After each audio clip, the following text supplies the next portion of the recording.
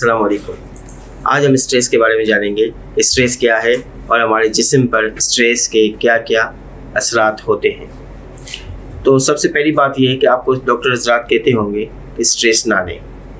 तो ये जो हम कहते हैं स्ट्रेस ना लें, उसका मतलब ये है कि बहुत ज़्यादा स्ट्रेस ना लें और मुस्तकिल स्ट्रेस ना लें। जब हम स्ट्रेस की डेफिनेशन पर जाते हैं तो stress is a protective mechanism of the body against the harmful events which may be in the real और मे बी परसीव्ड। इसका मतलब ये हुआ कि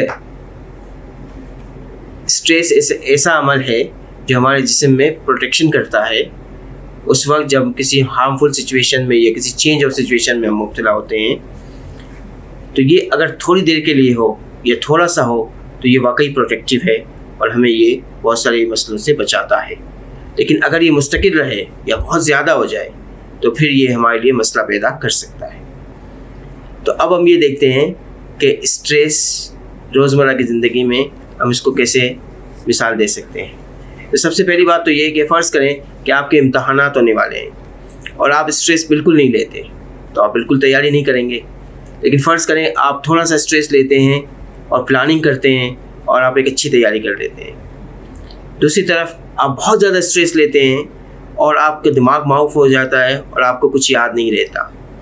तो उस सूरत में जब आप बिल्कुल स्ट्रेस नहीं लेते या बहुत ज़्यादा स्ट्रेस लेते हैं, दोनों सूरतों में आप नुकसान उठाते हैं। लेकिन सिर्फ आपको फ़ायदा उस वक्त होगा जब आपको थोड़ा स्ट्रेस हो, इसके अगेंस्ट में आप प्लानिंग करें और इस प्लानिंग में आप तैयारी करें और इम्तिहान में कामयाब हो जाएं। इसी तरह अगर आप रात को सोने से पहले ये सोचते हैं कि सुबह आपको जल्दी उठना है, तो अब थोड़ा सा स्ट्रेस लेकर आप अलार्म रख लेते हैं, तो ये जो है आपका प्रोटेक्टिव मैकेनिज़्म है, आप अलार्म की आवाज़ पर उठ जाएंगे। अगर आप बिल्कुल स्ट्रेस नहीं लेते तो आप अलार्म नहीं रखेंगे और आप उठ नहीं पाएंगे। दूसरी तरफ अगर आप बहुत ज़्यादा स्ट्रेस लेते हैं तो आप पूरी रात सो नहीं पाएंगे और जिस वक्त आपको उठना है उस वक्त आप उठ नहीं सकते, क्योंकि उस वक्त आपको थकन बहुत ज़्यादा हो चुकी होगी। तो अब हम ये देखते हैं कि वो कौन से हार्मोन्स हैं जो इस सिचुएशन में निकलते हैं। स्ट्रेस को हम फाइट एंड फ्लाइट सिचुएशंस कहते हैं। तो फाइट एंड फ्लाइट सिचुएशन में इंसानी जिस्म में हार्मोन सीक्रेट होते हैं जो इंसानी जिस्म में ब्लड प्रेशर को बढ़ाते हैं, शुगर को बढ़ाते हैं, हार्ट रेट को बढ़ाते हैं और बहुत सारे मेटाबॉलिज्म को चेंज करते हैं। इनमें दो हार्मोन के मैं नाम लूँगा, एक तो कॉर्टिसोल है और दूसरा एड्रेनलिन है। ये दोनों हार्मोन इंसानी जिस्म में गुर्दे के ऊपर वाक़ एक हदूद होता है एड्रिनल ग्लैंड, उससे खारिज होते हैं। तो एड्रिनल ग्लैंड ये दोनों हार्मोन खारिज करता है स्ट्रेस के नतीजे में। अब थोड़ा सा स्ट्रेस हो तो ये थोड़ा सा सीक्रेट करेगा, थोड़ा सा ब्लड प्रेशर बढ़ेगा, हार्ट रेट बढ़ेगा, शुगर थोड़ी सी बढ़ेगी, जो आपको एनर्जी देगी उस काम को अंजाम देने के लिए। लेकिन फ़र्ज़ करें कि अगर ये बहुत ज़्यादा सीक्रेट होता है तो आपको ब्लड प्रेशर बहुत ज़्यादा बढ़ जाएगा और बजाय इसके कि आप काम करें आपका दिमाग माफ हो जाएगा और जहां आपको एक्शन लेना है वहां आप एक्शन नहीं ले पाएंगे या गलत फैसला या गलत एक्शन लेंगे।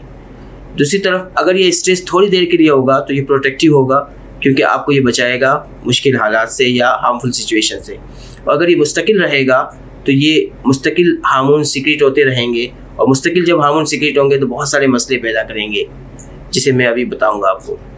तो अब ये देखिए कि स्ट्रेस अगर मुस्तकिल है तो नुकसानदेह है, स्ट्रेस अगर बहुत ज़्यादा है तो नुकसानदेह है। अब कभी कभी हम उन चीज़ों का स्ट्रेस लेते हैं जो कि मौजूद नहीं होती, जिसे हम परसीव करते हैं, जिसे मैंने डेफिनेशन में बताया कि आइदर इट इज़ रियल और परसीव्ड।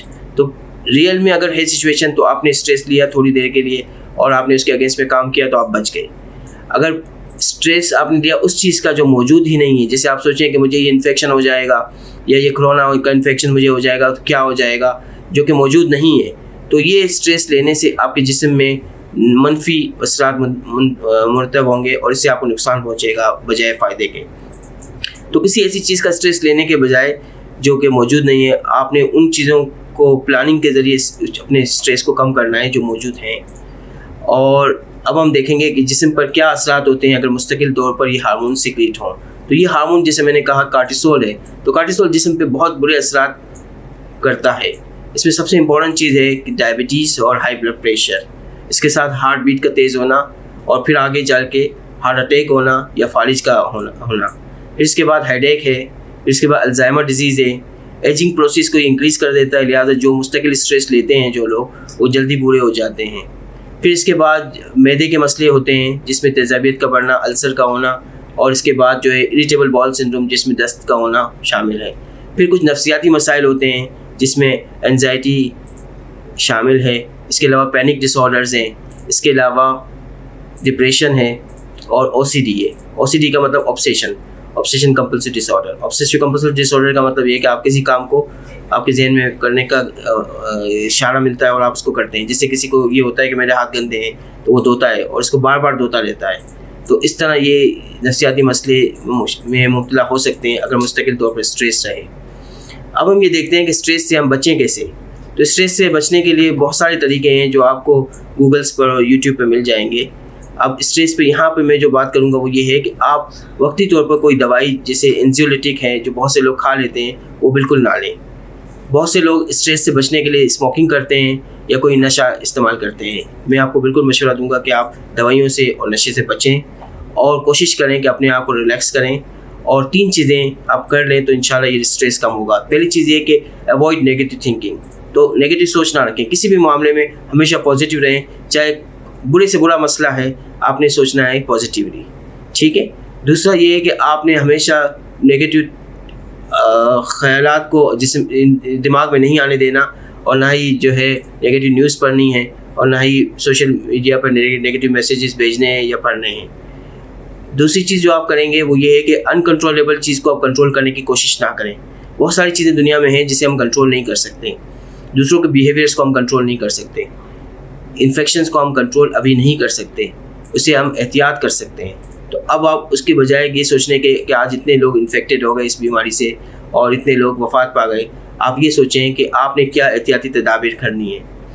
दूसरी जो चीज़ यहाँ पर इम्पोर्टेंट है वो ये है कि forget and forgive. Forgive and forget का मतलब ये है कि आप दूसरों को माफ़ कर दिया करें और भूल जाया करें। क्योंकि अगर आपको कोई ऐसी बात जो दूसरे ने कही है पसंद नहीं आती और उसको आपने दिल से लगा कर रखी है तो आपके स्ट्रेस के हार्मोन रिलीज़ होते रहेंगे और आपको बीमारी में मुब्तला करेंगे। तीसरी चीज़ जो है वो ये है कि due planning. Due time planning का मतलब ये है कि आपने स्ट्रेस के आने से पहले ही अपने टाइम को मैनेज करके प्लानिंग करनी है ताकि आप उस वक्त जब ये आपको एग्ज़ाम हो या कोई ऐसा टारगेट अचीव करना हो उस वक्त आपको स्ट्रेस ना हो। तो इसलिए आपने पहले से प्लानिंग करके रखनी है। इस तरह और भी बहुत सारी चीज़ें हैं जो आप कर सकते हैं। अब ये है कि ये सारी चीज़ें आपको नेट पर मिल सकती हैं। अगर आप कहेंगे तो मैं आपको पर्सनली मैसेज कर दूंगा। इंशाल्लाह नेक्स्ट टाइम मिलेंगे किसी और टॉपिक के साथ। अल्लाह ने के बाद।